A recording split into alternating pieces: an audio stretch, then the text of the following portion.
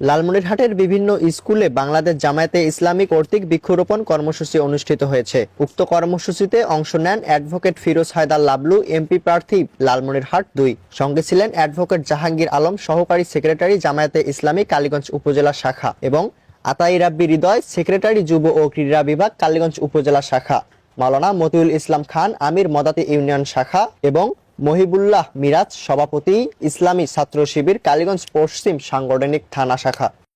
এই আদিতমারি কালীগঞ্জ গঠন করবে তোমরা ইনশাআল্লাহ। আমার ভাইয়েরা বলেছে অনেকে ডাক্তার হতে চায়, ইঞ্জিনিয়ার হতে চায়, কিন্তু ডাক্তার ইঞ্জিনিয়ার হওয়ার আগে আমাদের কি হতে হবে? ভালো মানুষ হতে হবে। গর্ব জনে জনে সবুজ দেশের সুস্থ বাতাস লাগুক সবার প্রাণে।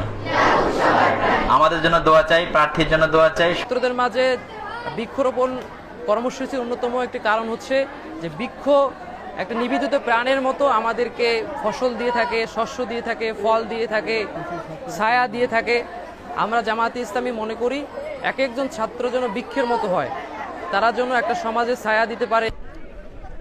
বাংলাদেশ জামায়াতে ইসলামী ২ নং মদাতি ইউনিয়ন শাখার পক্ষ থেকে আজকে এই বৃক্ষরোপণ এবং বৃক্ষ বিতরণ অনুষ্ঠানে উপস্থিত রয়েছেন আদিতমারি এবং কালীগঞ্জ সংসদ আসনের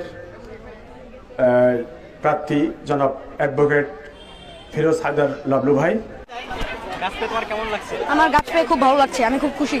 কে দিয়েছে গাছ? ফিরোজ হায়দার লাবলু, তাকে ধন্যবাদ জানাই। এই কার্যক্রমে মোট ৩,৮০০টি চারা গাছ বিতরণ করা হয়।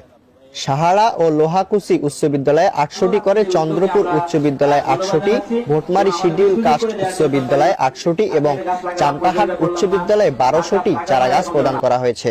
উদ্দেশ্য ছিল শিক্ষার্থীদের মধ্যে পরিবেশ সচেতনতা বৃদ্ধি এবং পরিবেশ রক্ষার গুরুত্ব বোঝানো। বৃক্ষরোপণ কর্মসূচির মাধ্যমে তারা প্রমাণ করেছে যে ছোট্ট চেষ্টার মাধ্যমেও পরিবেশকে সুন্দর এবং সবুজ রাখা সম্ভব। সাকিব হাসান সজীব, ডেস্ক রিপোর্ট, দৈনিক মুক্তি।